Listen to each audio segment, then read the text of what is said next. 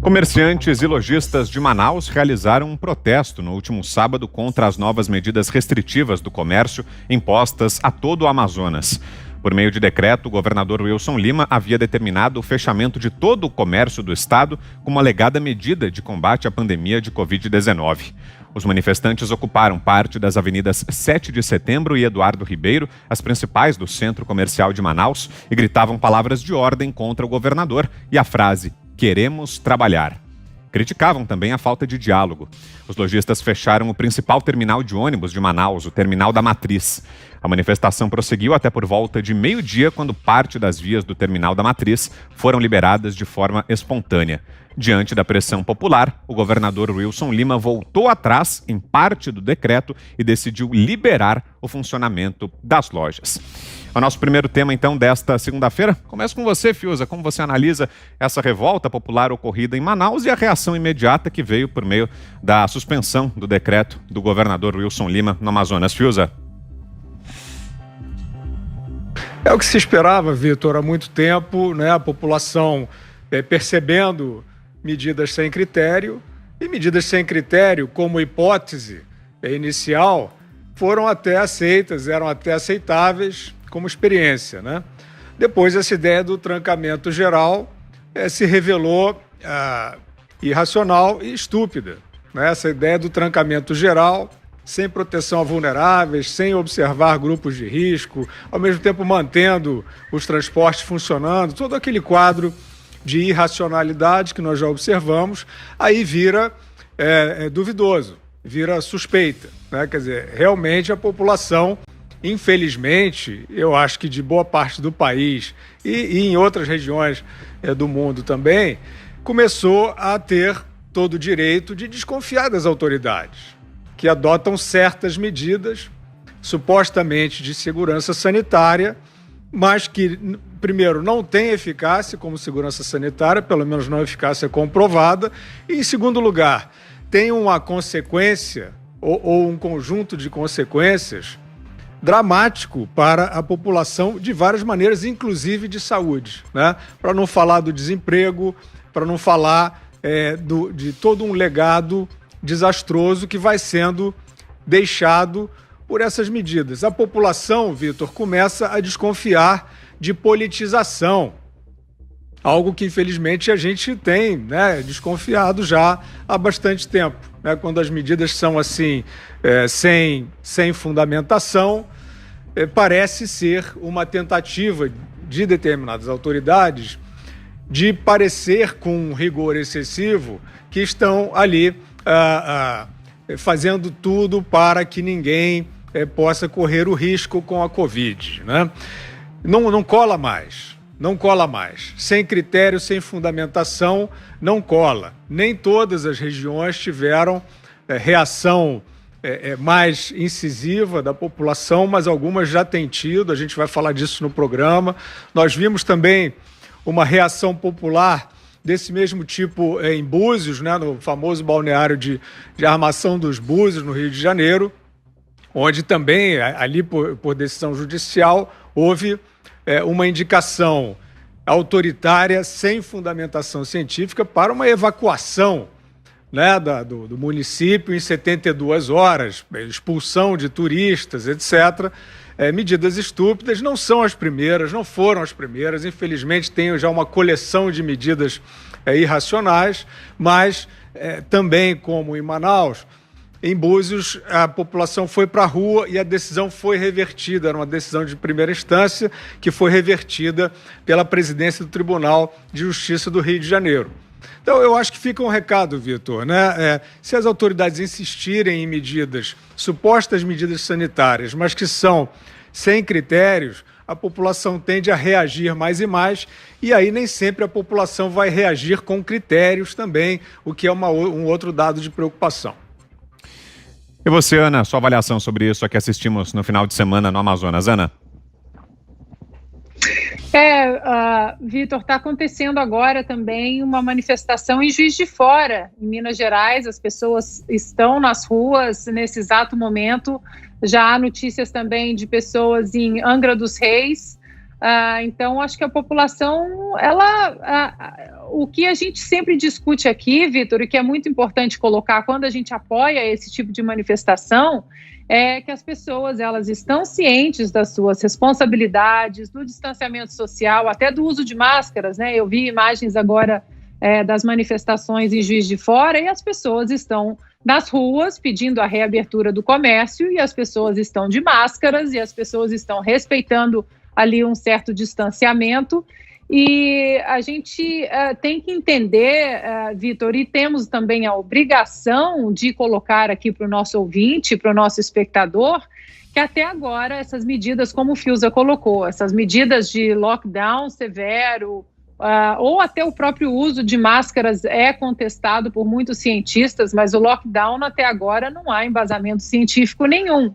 E o maior exemplo disso, Vitor, é aqui nos Estados Unidos. 2 estados que têm aí uma vida completamente outdoors, né, uma vida fora, com muito sol e praias, que é a Califórnia e a Flórida.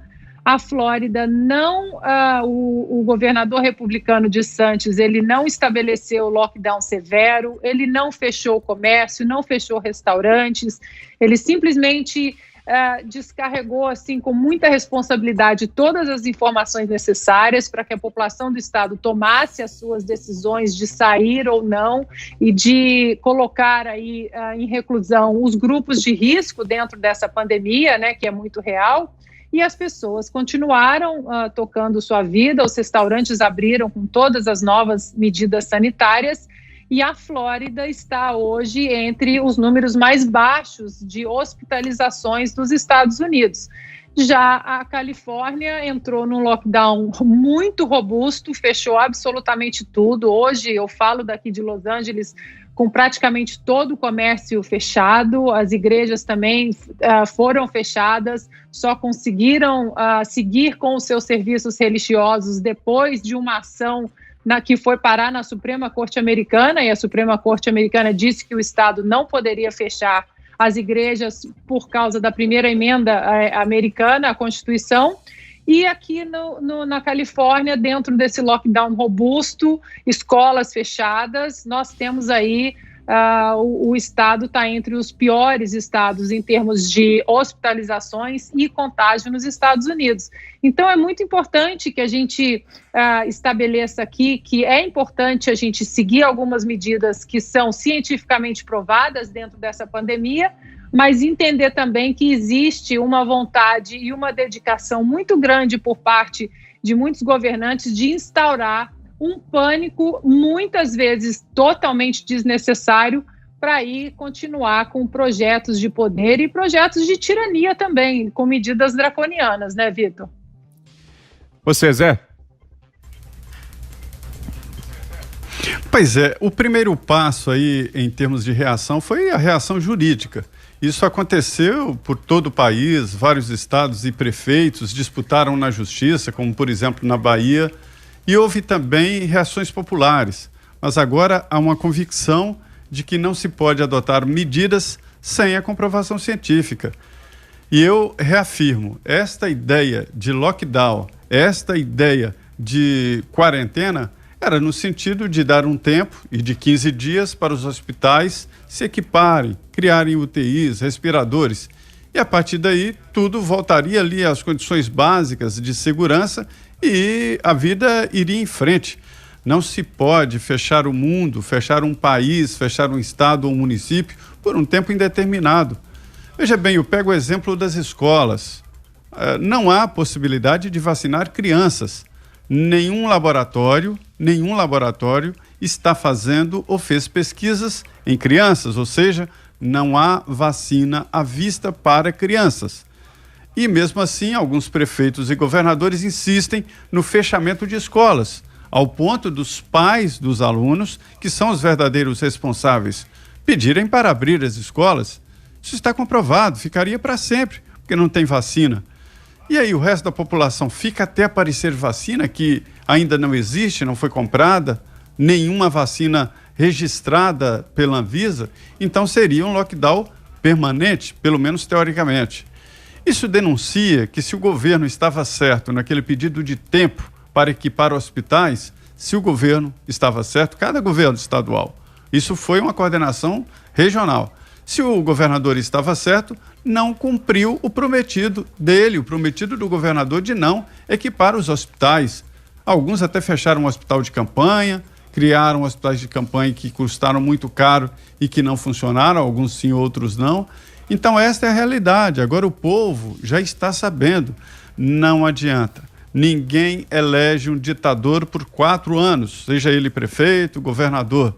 Elege um líder. Um líder tem que ir pela verdade, pela coerência, pela transparência.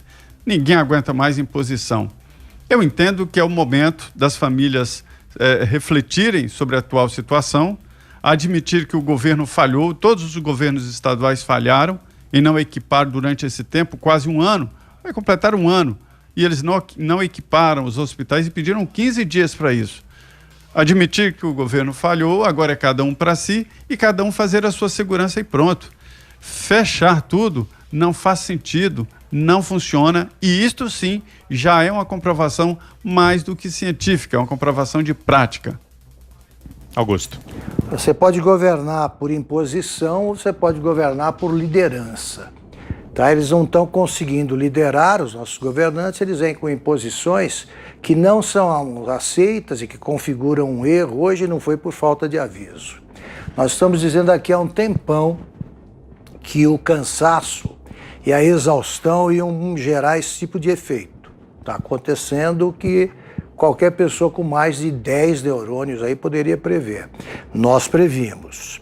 Por que isso está acontecendo? Porque está evidente que hoje a fórmula correta consiste em combinar a abertura econômica e medidas de distanciamento social. Tá? Use máscara, proteja os grupos vulneráveis e é por aí. Tá? Lave as mãos, aí, tome as medidas que a gente sabe quais são. O lockdown, ele foi desmoralizado pelo próprio lockdown. Aqui em São Paulo, por exemplo, ele valia para o dia de Natal, a véspera de Natal, dia de Natal, tal, e aí no meio, entre o Natal e para o Ano Novo. Entre as 2 temporadas de festa, você tinha uma pausa. Então, mas como? Se é necessário, como é que você tem alguns dias, 3, 4, em que você pode descansar ou tirar férias do lockdown? Tá? Sem falar da viagem do governador, né? E sem falar do sumiço do prefeito e que se concedeu um aumento de 40 e tantos %. Isso aí mina qualquer liderança. Então, o que está acontecendo? Uma reação espontânea da população e dos comerciantes, e todos os argumentos podem ser resumidos num só: eles precisam trabalhar. Precisam trabalhar. Todos eles: olha aqui, eu não posso fechar de novo porque eu quebro. Eu quebro. Um país como o Brasil, que tem a situação econômica do Brasil, não pode fazer um lockdown de país desenvolvido, claro. Tá, não parou o pancadão na periferia, não parou, o índice de isolamento foi baixo, como sempre, é isso. São aqueles 40% que são os loucos por um lockdown, esses aí gostam, fazem até espontaneamente. Agora, tem de começar a cuidar de coisas realmente necessárias. Por exemplo, a reabertura das escolas, está mais do que na hora. Esquecer a vacina obrigatória, nenhum país que está vacinando instituiu a obrigatoriedade. Está disponível, vai quem quer. Agora, no Brasil, digamos que a vacinação seja obrigatória, e o sujeito que vai com atestado dizendo: olha, e aí quem não for é punido com determinadas restrições. Você não pode, por exemplo, viajar.